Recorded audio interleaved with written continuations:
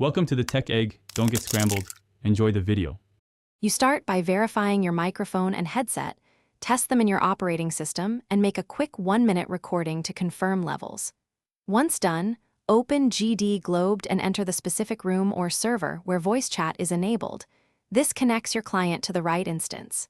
Make sure GD Globed requests microphone permission and accept it. Without that, the feature stays muted. After granting access, locate the in-game voice toggle and switch it on so other users can hear you. You now configure the important voice settings to ensure clarity and stability. First, select the correct input device and output device. Pick your headset mic and set output volume so speech is audible but not overpowering. Once selected, set input sensitivity, choose manual threshold for noisy environments or auto for convenience. This prevents clipping or constant noise transmission. Finally, decide push-to-talk versus open mic based on latency and room etiquette. Push-to-talk reduces background noise, while open mic is better for natural conversation. You should now join the voice channel and perform a short live test.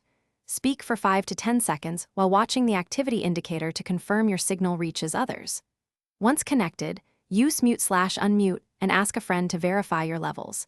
Adjust input gain if they report clipping or low volume. If things fail, troubleshoot by reselection of the input device, restarting GD Globed, and checking OS privacy settings for microphone permissions. These steps resolve most connection and permission errors. Thanks for watching. Consider subscribing if I helped unscramble your problems.